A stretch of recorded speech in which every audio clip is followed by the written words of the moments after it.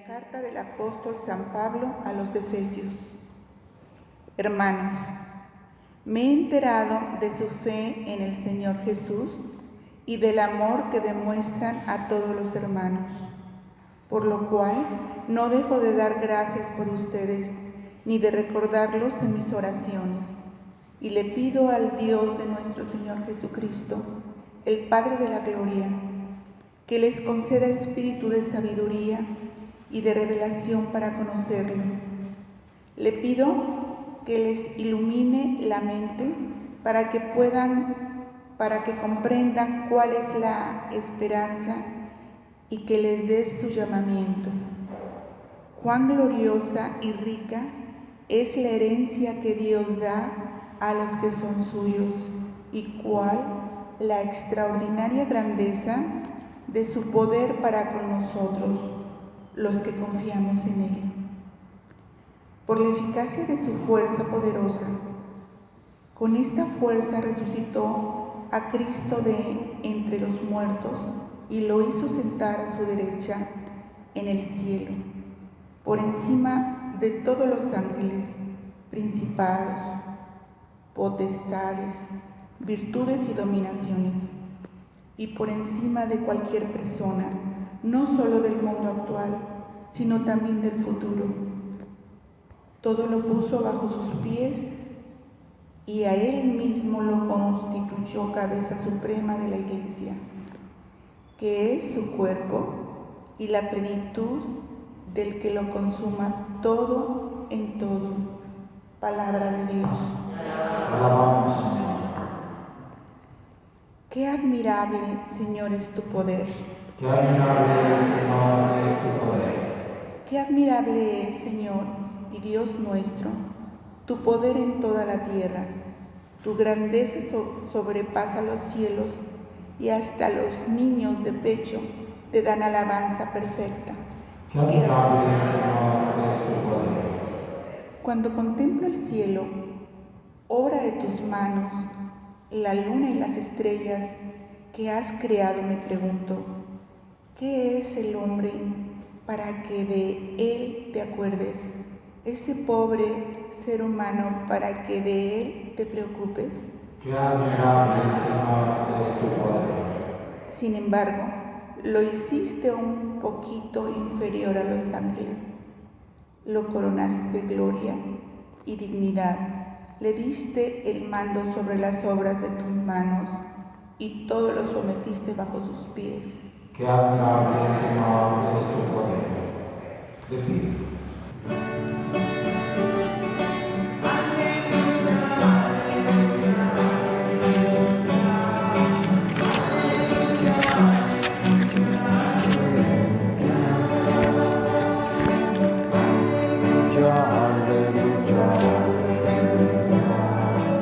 Aleluya, aleluya, aleluya. El Espíritu de verdad dará testimonio de mí, dice el Señor, y también ustedes serán mis testigos.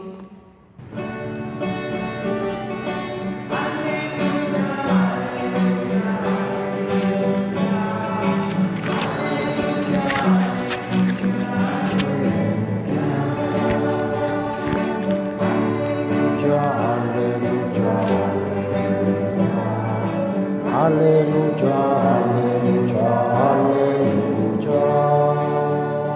Evangelio del día en latín.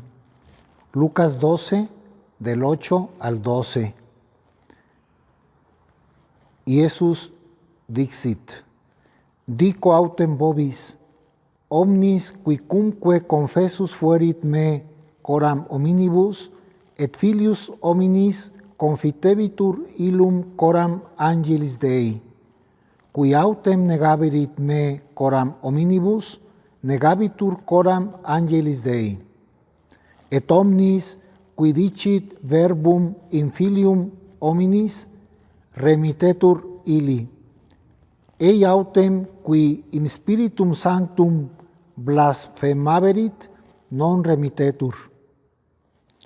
Cum autem inducent vos in synagogas et ad magistratus et potestates no lite sollicite esse qualiter, aut quid respondeatis, aut quid dicatis.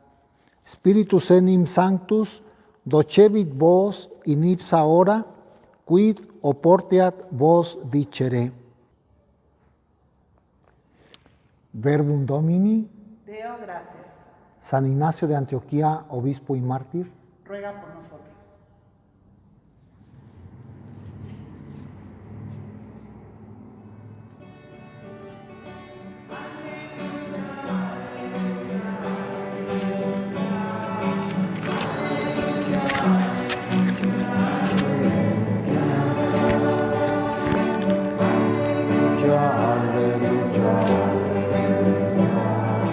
Aleluya, aleluya, aleluya.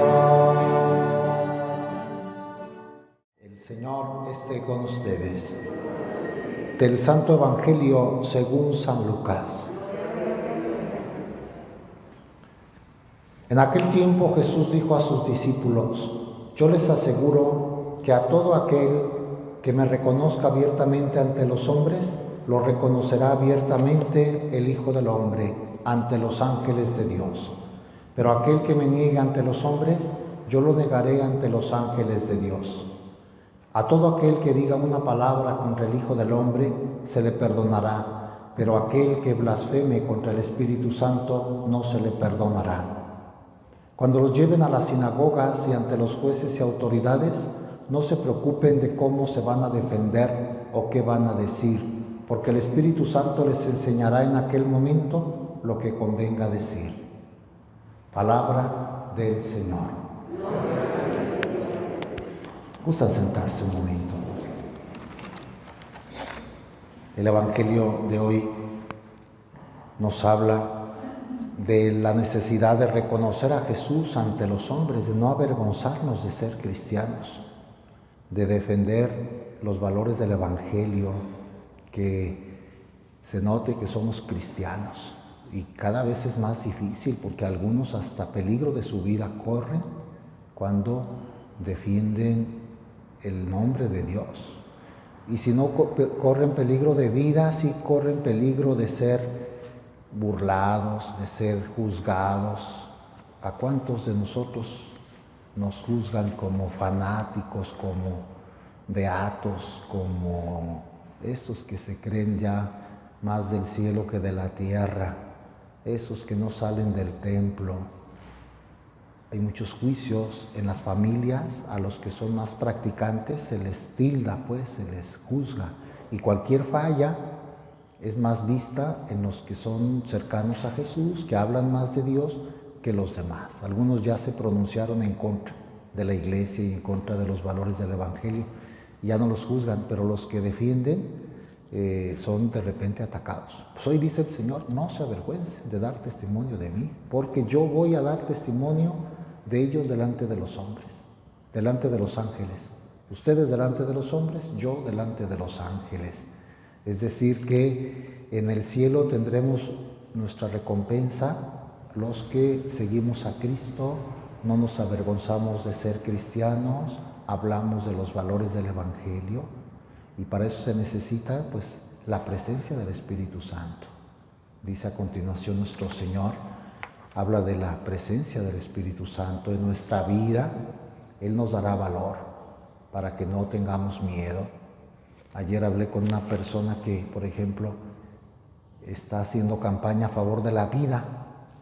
Hay una organización mundial y en México DF se ponen a rezar el rosario en las clínicas abortivas.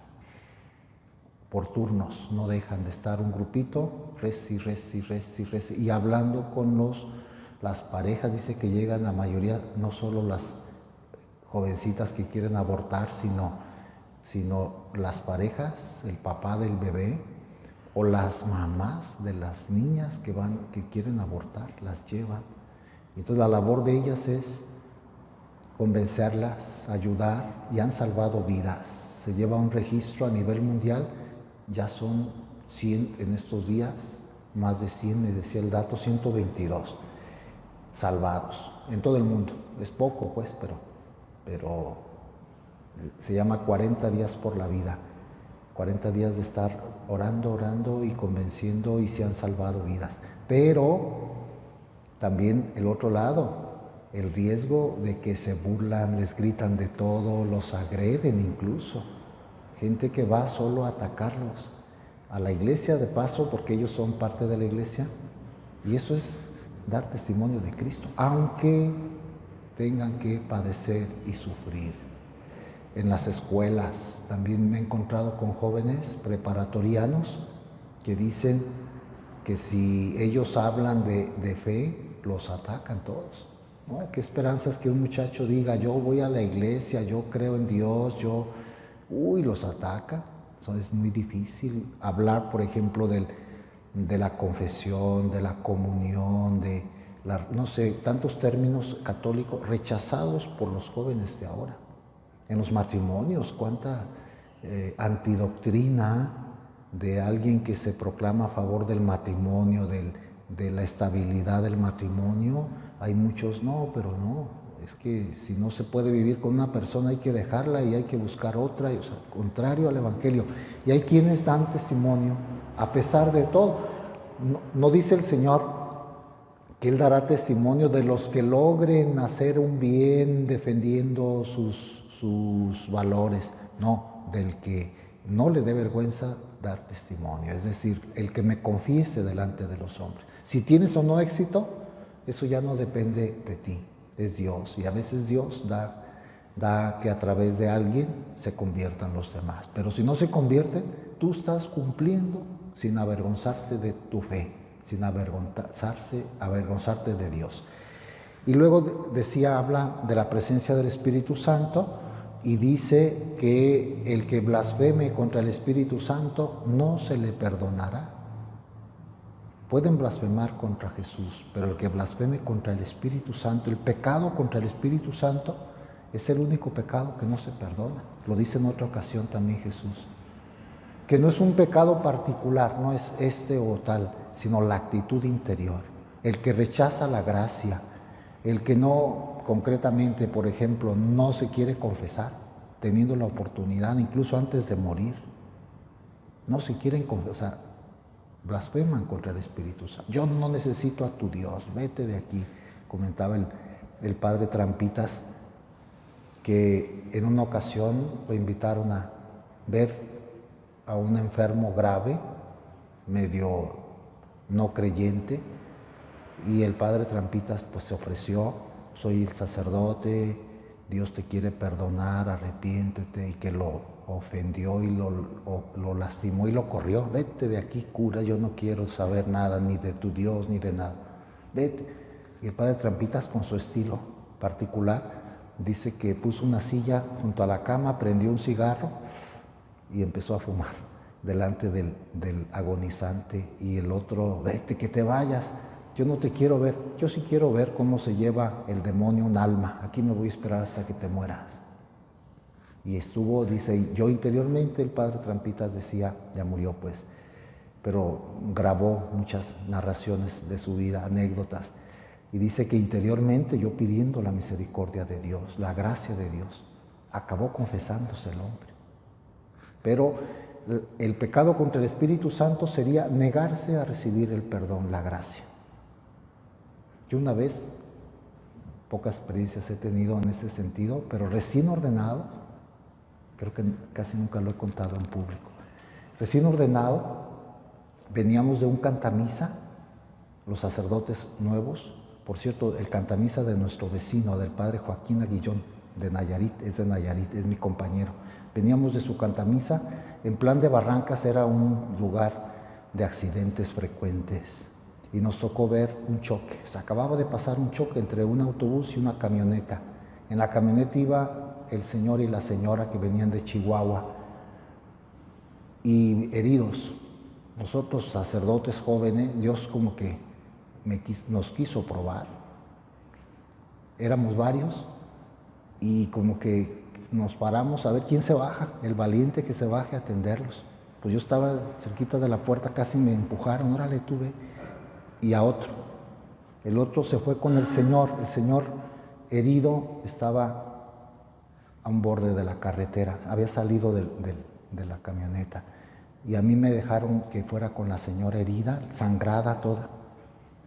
Se estrelló contra el cristal, sangrada toda la cara. Impresionante, pero ahí también pude darme cuenta. Yo creo que sí fue una lección de Dios. No me dio miedo. Incluso me llené de sangre y no. Antes de ordenarme yo siempre decía, yo no sé cuando si me ordeno sacerdote, que auxiliar a un enfermo. A mí no me gusta ver sangre, heridos, me cuesta mucho. Yo vocación de médico para nada tengo. Y como que Dios me sanó esa vez porque no tuve miedo, salí lleno de sangre, estuve mucho rato con la señora. A lo que voy, no quiso aceptar la absolución sacramental. No quiso. Se murió, después supimos por las noticias. Yo cuando me vine todavía estaba viva, pero yo soy un sacerdote, mire, Dios es misericordioso, no sabemos, ojalá usted se alivie, pero ¿por qué no se confiesa? ¿Por qué no? Nada más con que me responda que sí, y yo le voy ayudando, porque estaba pues herida, malherida, ofreciendo Dios a través de mí la gracia del sacramento, que si hubiera dicho sí, la absuelvo y se va al cielo. No quiso. No, yo no creo en eso. Estaba más apurada y mi esposo, ¿cómo está? Estaba aprisionada, acababa de pasar el accidente, no podía bajarse. Y yo viendo desde arriba de la camioneta que mi compañero absolvió al Señor y le cerró los ojos, se murió. No le dije a ella. Y mi esposo, ¿cómo está? Lo están atendiendo, no se preocupe. Yo más apurado por la salvación de su alma y ella más por la salud del esposo. Total que yo creo que eso es el pecado contra el Espíritu Santo, negarse a la gracia de Dios. Oigan, Dios nos dejó el sacramento. ¿Qué le cuesta a uno acercarse a la gracia del perdón? Pero hay que tener fe y hay que llevar una vida. Yo creo que incluso Dios premia al final de la vida cuando alguien cree en Él, ayuda, por ejemplo, a recibir una absolución, la unción de los enfermos. Y al que no lleva una vida de seguimiento de Dios, pues al final muere lejos de Él también. Bueno, dice el Señor, ese pecado no se perdona. Y luego insiste que no se preocupen cuando los lleven a las sinagogas y ante los jueces y autoridades cómo se van a defender o qué van a decir, porque el Espíritu Santo les enseñará en aquel momento lo que convenga decir. Fíjense qué acción del Espíritu que habla a través del cristiano cuando tenga que defenderse. Hay que confiar mucho en la acción del Espíritu Santo en nosotros. No se preocupen qué van a decir. O sea, uno se prepara, uno lo piensa, incluso en la predicación, no sé, en la catequesis, cuando uno tiene que evangelizar. Está en uno estudiar, prepararse, pero el que habla es el Espíritu Santo. A veces se dicen cosas cuando uno tiene que hablar que no las tenía preparadas, pero el Espíritu Santo nos toma y habla. Eso en cualquier acto de evangelización, cuando ustedes van a hablar con una persona para convencerla del bien, de algo, oren al Espíritu Santo. Él dice, les enseñará en aquel momento lo que convenga decir. Él está presente cuando nosotros hablamos y damos testimonio de Cristo. Esas tres grandes verdades habla el Evangelio de hoy, que hay que reconocerlo, que no blasfememos contra el Espíritu Santo y que confiemos en la acción. Y hoy recordamos a San Ignacio de Antioquía, un mártir que supo dejarse guiar por el Espíritu Santo, de los primeros mártires y de los primeros padres de la Iglesia, que murió el año 107 en Roma bajo los dientes de las fieras, fue devorado. Y de él sabemos que fue obispo de Antioquía de Siria. En Antioquía de Siria el primer obispo fue San Pedro, un dato que casi nadie conoce. San Pedro, antes de ser obispo de Roma, fue obispo de Antioquía, en Siria. Ahora esa Antioquía prácticamente ha desaparecido, solo quedan ruinas y pertenece a Turquía. Antes era Antioquía, capital de Siria. Era una ciudad muy importante para el cristianismo antiguo. El emperador Trajano en Roma quiso celebrar su victoria, una victoria importante que tuvo, y ofreció juegos circenses. Así se festejaban los emperadores, juegos circenses. 120 y tantos días de juegos. De paso, a todo el mundo le encantaba adular al emperador para que les hiciera juegos, porque no trabajaban, 120 y tantos días del año sin trabajar. Les daban de comer en el circo, su lonche, su dotación, y aparte el espectáculo sangriento, luchas de gladiadores hasta que se mataban, luchas de hombres con fieras, que fue el caso. Entonces, para hacer más atractivos los juegos, vamos a traer un pez gordo, vamos a traer al obispo de Antioquía, porque era perseguido el cristianismo. Se traen a Ignacio encadenado desde Siria. Si uno ve el mapa, de hecho, pues esto es parte del estudio de nosotros en el seminario, una materia, se estudia esto, y con el mapa se ve de dónde, desde Antioquía de Siria, bordeando por barco, llegó hasta Roma e hizo 2 paradas en el Asia Menor, encadenado. 10 leopardos, es decir, 10 guardias lo traían encadenado. El hombre santo, en lugar de quejarse, dio muestras, escribió 7 cartas auténticas ignacianas, son cortas, se leen rápido, todas más o menos parecidas a distintas ciudades, a los efesios, a los tralianos, a los romanos. Iba a Roma y escribe a los cristianos romanos. Nada más esta carta es la más famosa, y sobre todo un pasaje de la carta a los romanos de San Ignacio es célebre, en todas partes se pone. En Roma había ya cristianos influyentes, entonces empezaron a hacer gestiones para liberar a Ignacio, que no lo maten, que llegue a Roma y lo liberen.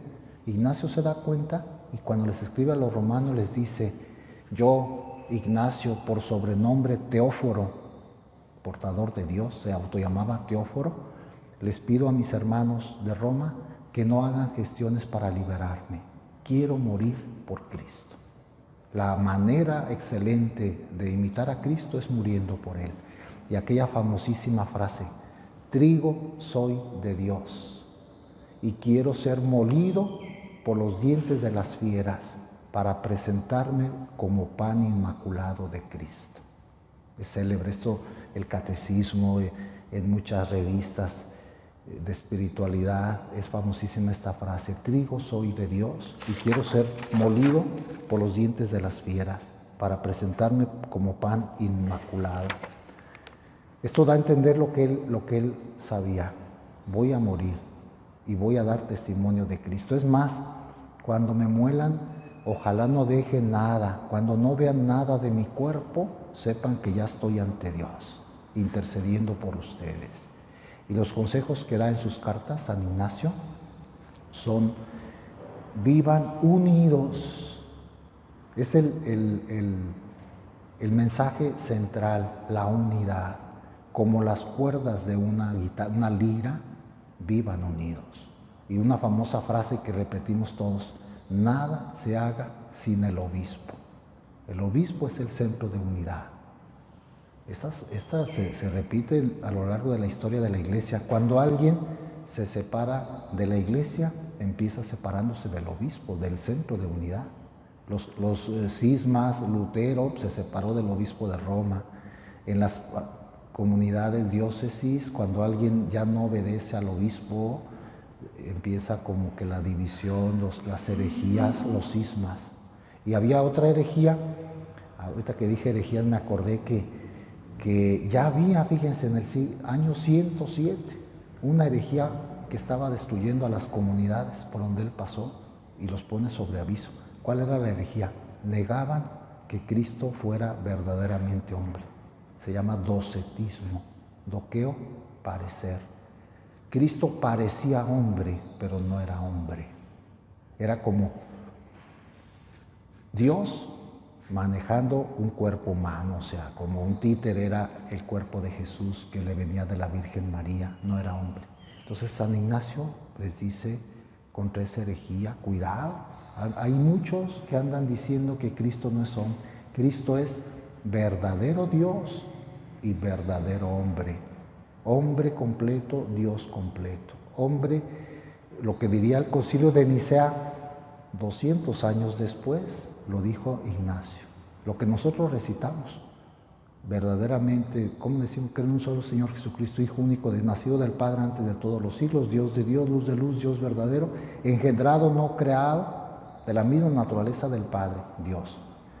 Se encarnó en el seno de la Virgen María, hombre. Pero eso, faltaban 200 años para que la Iglesia lo dijera. Ignacio en sus cartas dice eso. Cristo es Dios y Cristo es hombre. Y habla de la Eucaristía, bellísimo. Es un místico, Ignacio. Habla de la Eucaristía diciendo, la medicina para la inmortalidad del hombre es comer el cuerpo de Cristo, la Eucaristía. Y otras enseñanzas, pues, que no es el caso de hablar de todo, pero asomarnos a la figura del santo que hoy celebramos, Ignacio de Antioquía, que él desde el cielo, que ya tiene muchos años en el cielo no se cuentan los años, pero para nosotros del año 107. Qué maravilla tener memoria de un santo que ya tiene 1900 años en el cielo, años de la tierra, pues, en el cielo.